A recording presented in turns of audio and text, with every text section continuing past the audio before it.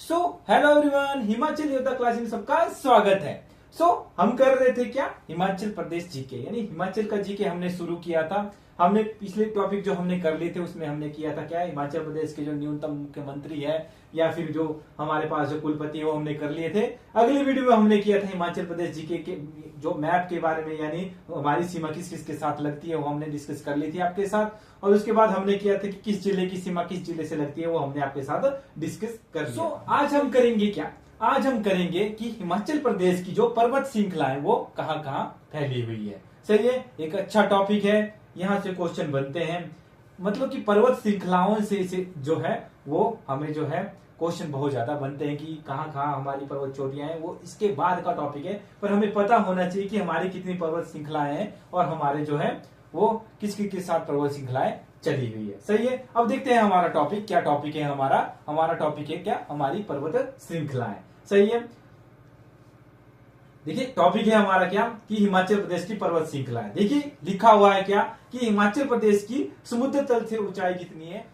अगर देखा जाए कि हिमाचल प्रदेश की जो पर्वत श्रृंखला है, देखा जाए कि क्या हिमाचल प्रदेश की जो समुद्र तल से ऊंचाई जो कितनी है, 350 मीटर से 7000 मीटर के बीच है। अगर समुद्र तल से अगर देखा जाए जो ऊंचाई देखी जाती है वो देखी जाती है कि समुद्र से जो अपर लेवल है, यानी सबसे टॉप का लेवल है, उसको हम देखते हैं वो कितना है, 7000 मीटर है। सही है, अब देखते हैं कि किस प्रकार की श्रृंखलाएं जो हिमाचल प्रदेश में मौजूद है। हिमाचल प्रदेश में मुख्यतः कितनी है, 3 प्रकार की पर्वत श्रेणियां हैं और उसको 3 प्रकार की श्रेणियों में बांटा गया है। हमारे पास कौन कौन सी है, क्या निम्न पर्वत श्रेणी, यानी क्या इसको शिवालिक श्रेणी भी बोलते हैं, एक है मध्य पर्वत श्रेणी और एक है उच्च पर्वतीय श्रेणी या बाह्य हिमालय भी से कहते हैं। सही है, पहले देखते हैं, पहले को हम डिस्कस करते हैं। पहला हमारे पास क्या है, निम्न पर्वत श्रेणी। इन पर्वत श्रेणियों को शिवालिक पर्वत श्रेणी के नाम से भी जाना जाता है। सीधा क्वेश्चन आता है क्या कि शिवालिक श्रेणी को, शिवालिक जो पर्वत है वो किस श्रेणी को कहा जाता है। 3 ऑप्शन देंगे हमारे पास, निम्न पर्वत श्रेणी, मध्य पर्वत श्रेणी और उच्च पर्वत श्रेणी। उसका जो ऑप्शन होगा क्या ठीक होगा, निम्न पर्वत श्रेणी जो इसका सही आंसर होगा। और देखते हैं आगे क्या है, शिवालिक का क्या अर्थ है। शिवालिक का अर्थ है शिव की जटाएं। सही है, आगे हमारे पास क्या है कि इस क्षेत्र की समुद्र तल से ऊंचाई, इस क्षेत्र की जो समुद्र तल से ऊंचाई कितनी है, 350 मीटर से 1500 मीटर, यानी जो शिवालिक श्रेणी है उसकी जो समुद्र तल से ऊंचाई कितनी है, 350 से 1500 मीटर के मध्य है। सही है, आगे देखा जाए तो यहाँ पर औसतन वार्षिक वर्षा कितनी है, 1500 मिलीमीटर से 1800 मिलीमीटर तक होती है। और प्राचीन काल में जो है शिवालिक पर्वत को किसके नाम से जाना जाता था, मानक पर्वत के नाम से या मेनाक पर्वत के नाम से भी इसको जाना जाता था।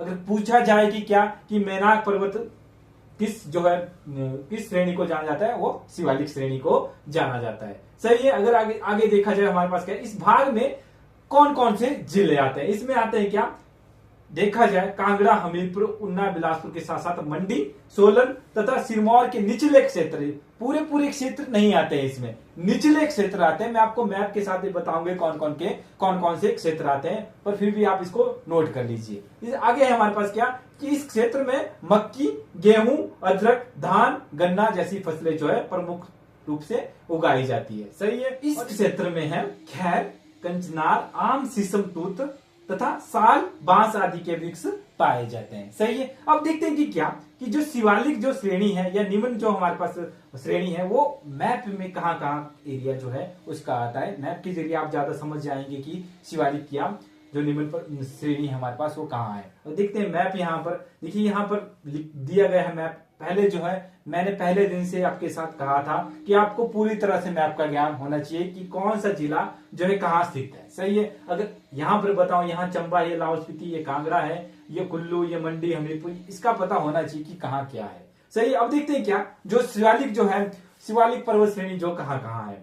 देखा जाए तो देखिए यहाँ ये आया, अगर देखा जाए निम्न श्रेणी या शिवालिक श्रेणी कहाँ है, देखिए मैप से ज्यादा नॉलेज आपको मिलेगा। यहाँ पर देखिए, यहाँ पर दिया गया है, यह है निम्न श्रेणी। चंबा से होते हुए थोड़ा सा कांगड़ा, थोड़ा सा मंडी, थोड़ा सा सोलन और थोड़ा सा हमीरपुर पूरा। अगर देखा जाए क्वेश्चन भी आता है कि शिवालिक श्रेणी में पूरा क्या आता है, उन्ना, हमीरपुर जो है शिवालिक में आ जाता है पूरा, यानी शिवालिक श्रेणी या निम्न श्रेणी में जो है ये सारा आ जाता है। देखिए जो श्रेणियां हैं वो इस हिसाब से चली हुई है। ऊपर अगर देखा जाए ये यहाँ पश्चिम से पूर्व की ओर चली हुई ये श्रेणियां। सही है, बिल्कुल देखिए पूर्व से आगे को जाएगी, फिर हमारे पास मध्य श्रेणी आएगी, फिर थोड़ा सा आगे हमारे पास उच्च श्रेणी आएगी। सही है कि चलिए ऐसे पूर्व से सॉरी पश्चिम से पूर्व की ओर चली हुई ये श्रेणियां। सही है। अब देखा जाए क्या है हमारे पास, ये चंबा आ गया, ये कांगड़ा आ गया, ये मंडी का थोड़ा सा पार्ट, और ये आ गया हमारे पास क्या, हमारे पास ये आ गया हमारे पास सिरमौर का थोड़ा सा पार्ट, और ये हो गई हमारे पास निम्न श्रेणी। सही है। अब हमारे पास आ गई क्या, मध्य पर्वत श्रेणी। सही है। मध्य पर्वत श्रेणी, निम्न पर्वत श्रेणी, पहले आया हमारे पास निम्न पर्वत श्रेणी, और उसके बाद आ गया मध्य पर्वत श्रेणी, उसके बाद आएगा हमारे पास बाहरी पर्वत श्रेणी। देखा जाए इसमें क्या है, इस पर्वत श्रृंखला में सिरमौर की रेणुका, पंचाल, मंडी जिले की चिचोट, देखा जाए तो मंडी जिले का थोड़ा सा जो है शिवालिक में आता है, जैसे जोगिंदर नगर जो शिवालिक में आता है, और ऊपर वाला पार्ट यानी सिराज वाला पार्ट यानी क्या चिचोट वाला जो पार्ट है वो किस में आता है, हमारा मध्य पर्वत श्रेणी में आता है। सही है। आगे देखा जाए करसोग, चंबा की चुरा घाटी, कांगड़ा के जो ऊपरी भाग, देखिए कांगड़ा को निचला भाग है यानी जो ऊपरी वाला भाग है वो कांगड़ा को वो किस में आता है, शिवालिक में आता है, और ऊपरी भाग यानी पालमपुर तहसील भी, इस पालमपुर तहसील हो गया, और ऊपरी साइड का जो भाग है वो किस में आता है, हमारा मध्य पर्वत श्रेणी में आता है। सही है। और इस क्षेत्र की समुद्र तल से ऊंचाई कितनी है, 1500 मीटर से 4500 मीटर के बीच में है समुद्र तल से लंबाई। सही है। और इस पर्वत श्रृंखला में मुख्यतः क्या होते हैं, अखरोट, सेब, देवदार के जो वृक्ष जो यहाँ पर पाए जाते हैं। सही है। अगर देखा जाए तो इसमें आती है दो श्रेणियां, एक आती है धौलाधार और एक आती है पीर पंजाल, जो हमारे पास जो मध्य पर्वत श्रेणी में आती है, एक धौलाधार श्रेणी आती है और एक पीर पंजाल श्रेणी आती है। सही है। थोड़ा सा धौलाधार पर्वत श्रेणी को हम देख लेते हैं कि क्या कि धौलाधार पर्वत श्रेणी कहाँ कहाँ है। अगर देखा जाए धौलाधार के बारे में मैं आपके साथ बताना चाहता हूँ कुछ, क्या कि हम डिस्कस कर लेते हैं कि धौलाधार पर्वत श्रृंखला में क्या क्या आता है। देखा जाए तो धौलाधार पर्वत श्रृंखला मुख्यतः कहाँ, कांगड़ा जिले में और कांगड़ा जिले में पाई जाती है, और इसे मोलाक पर्वत के नाम से भी जाना जाता है, किसे, धौलाधार पर्वत श्रृंखला को। सही है। जो जहां पर जो धर्मशाला ग्राउंड है, धौलाधार की खूबसूरत वादियां जो दिखती है बड़ी बड़ी, वो क्या है, वो इसी में ही आती है, यानी हमारे पास धौलाधार पर्वत श्रृंखला में वो आती है। सही है। सभी ने जो धर्मशाला के ग्राउंड देखा हुआ है, इतना सुख नसीब होता है जो वहां पर जो है वो गए हैं, मतलब जहां जो भी वहां पे जाते हैं वो उसकी तारीफ करते हैं। सही है। अगर देखा जाए आगे क्या है, इस श्रृंखला का कुछ हिस्सा मंडी और चंबा जिले में भी पड़ता है, यानी मंडी का थोड़ा सा हिस्सा भी हो धौलाधार पर्वत श्रृंखला में पड़ता है, और कुछ हिस्सा जो है चंबा का भी इसमें पड़ता है। सही है। अगर देखा जाए मैप में धौलाधार पर्वत श्रृंखला कहाँ है, मैं आपको बताता हूँ कि मैप में कहाँ है धौलाधार पर्वत श्रृंखला। देखा जाए धौलाधार, ये देखिए मध्य पर्वत श्रेणी, देखिए चंबा से आती हुई, देखिए थोड़ा सा देखिए ये कांगड़ा का पूरा पूरा एरिया जो है यहां से आते हुए, कांगड़ा का पूरा पूरा एरिया ये धर्मशाला से होते, मंडी से थोड़ा सा हिस्सा जो है नीचे जाता हुआ, जो धौलाधार पर्वत श्रृंखला जो है नीचे जाते हुए नीचे सिरमौर तक, सोलन तक चली जाती है ये धौलाधार पर्वत श्रृंखला। देखिए यहाँ सिरमौर, सोलन तो पूरा, या थोड़ा सा सोलन जो है, सोलन नहीं आता है इसमें, सिरमौर आता है, मंडी का थोड़ा सा हिस्सा जो है धौलाधार पर्वत श्रृंखला में आता है। सही है। ये हो गया हमारे पास धौलाधार पर्वत श्रृंखला। अब देखते हैं कि पीर पंजाल पर्वत श्रृंखला, कि पीर पंजाल पर्वत श्रृंखला कहां से कहां तक है, इसको हम देख लेते हैं। किसमें आती है, क्वेश्चन आते हैं सीधे सीधे कि क्या कि पीर पंजाल पर्वत श्रृंखला जो है किस श्रेणी में आती है। सही है। तो किसमें आती है, हमारे पास जो निम्न पर्वत श्रेणी में जो है धौलाधार पर्वत श्रृंखला आती है। सही है। अगला देखिए क्या, पीर पंजाल पर्वत श्रृंखला मुख्यतः चंबा जिले में पड़ती है। सीधा क्वेश्चन आता है कि चंबा जिला किस पर्वत श्रेणी में आता है, किसमें आता है, पीर पंजाल पर्वत श्रृंखला में चंबा जो जिला जो आता है। सही है। अब आया हमारे पास तीसरा हमारे पास क्या है, उच्च पर्वत श्रेणी, यानी सबसे बाह्य बोलते हैं या उच्च पर्वत श्रेणी भी से कहते हैं। इसमें कौन कौन से जिले आते हैं और क्या क्या आते हैं हम देखते हैं। क्या है हमारे पास, इस क्षेत्र के को बृहत हिमालय यानी बाहरी हिमालय, बृहत हिमालय तथा अल्पाइन जोन क्यों कहते हैं, क्योंकि ये इसकी जो एरिया है इसमें जो है अल्पाइन वृक्ष यहाँ पर पाए जाते हैं। सही है। आगे देखा जाए अल्पाइन जोन के नाम से भी जाना जाता है, और इसके अंतर्गत चंबा की पांगी तहसील, लाहौल स्पीति वो किन्नौर जिले आते हैं। सीधे सीधे जो बर्फ वाले एरिया हैं वो किसमें आते हैं, हमारे पास उच्च पर्वत श्रेणी में आते हैं। सही है।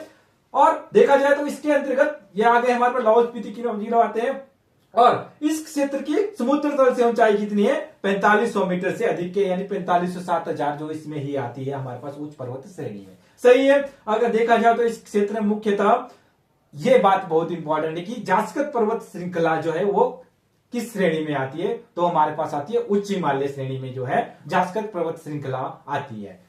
इंपॉर्टेंट बात है ये। आगे देखा था जो हिमाचल प्रदेश को जो जास्कर पर्वत श्रृंखला है वो करती है क्या, हमें जो यानी हिमाचल प्रदेश को तिब्बत से अलग करती है।